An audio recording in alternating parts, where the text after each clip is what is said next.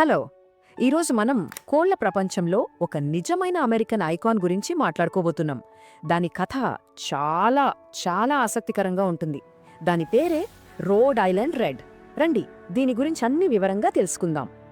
అవును, కోళ్ల ప్రపంచంలో ఒక అమెరికన్ ఐకాన్ ఉంది. అదేంటో తెలుసా? మరి దాని కథేంటి?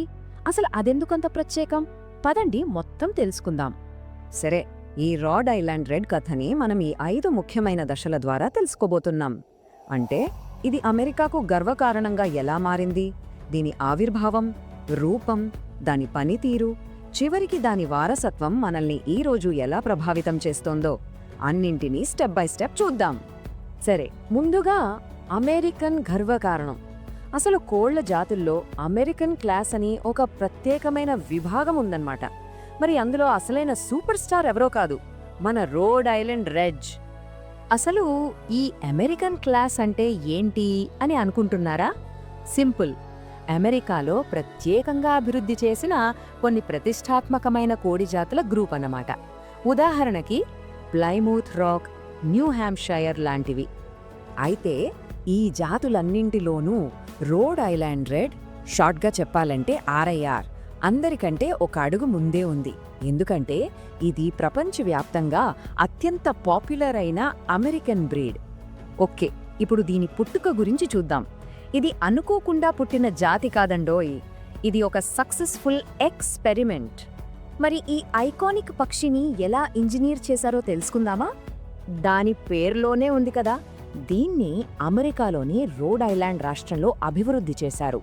అప్పట్లో అక్కడి రైతుల లక్ష్యం ఒక్కటే, సింపుల్ అండ్ క్లియర్.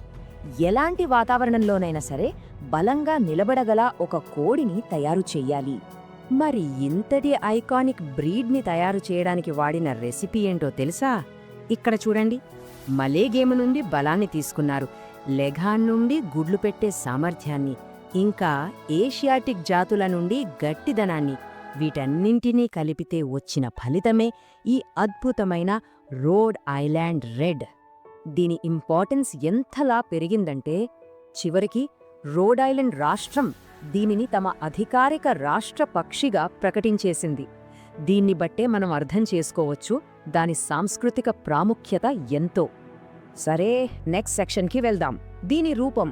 దీన్ని ఇటుక ఆకారపు అద్భుతం అంటారు. అసలు ఎందుకలా అంటారో ఇప్పుడు చూద్దాం. దీని సిగ్నేచర్ లుక్ను ఎలా గుర్తుపట్టాలో తెలుసుకుందాం.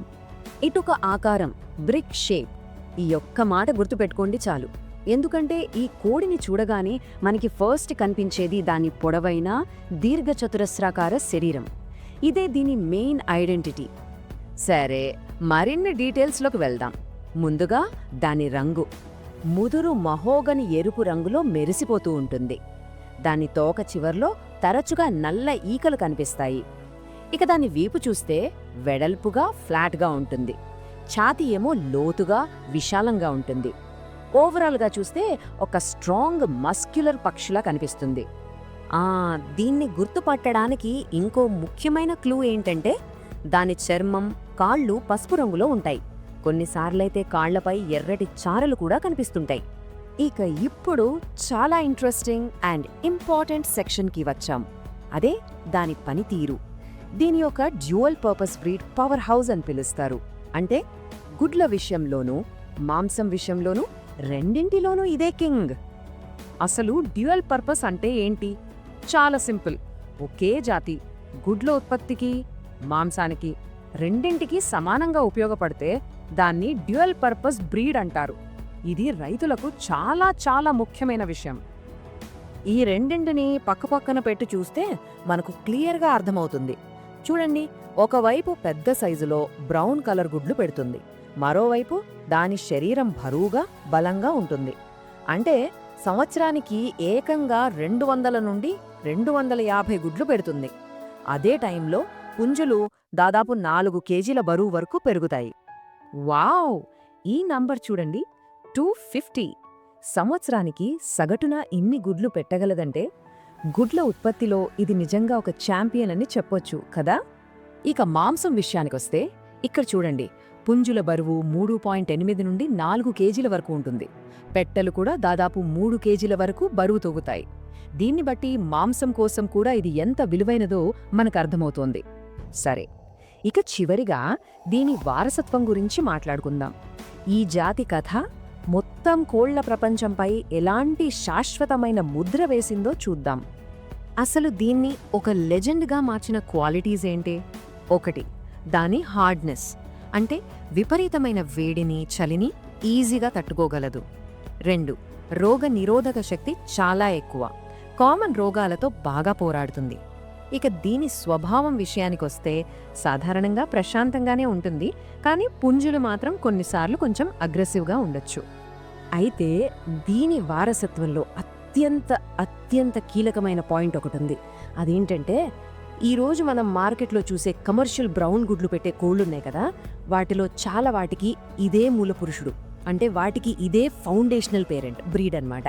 ఒక రకంగా చెప్పాలంటే మన ఆధునిక బ్రౌన్ ఎగ్ ఇండస్ట్రీకి పునాది వేసింది ఇదే. ఒక్కసారి ఆలోచించండి, దాదాపు 100 సంవత్సరాల క్రితం అమెరికాలో సృష్టించిన ఒక కోడి జాతి ఈ రోజు మన ఆధునిక గుడ్ల పరిశ్రమకు పునాదిగా నిలిచింది.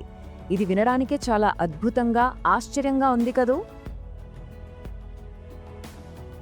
జీవితంలో మనం ఎదగడానికి ఎవరో ఒకరు చెయ్యి అందించాలి అంటారు కదా, ఆ నమ్మకంతోనే ఈ బిఎస్ఆర్ లెర్నింగ్ హబ్ని మొదలుపెట్టాను. మీరు చేసే ఒక్క సబ్స్క్రైబు నాకు కేవలం ఒక నంబర్ కాదు, మేమున్నాం, ముందుకు సాగు అని మీరు నా భుజం తట్టి చెప్పే ధైర్యం. ఆ ధైర్యాన్ని నాకిస్తారు కదూ. Please subscribe.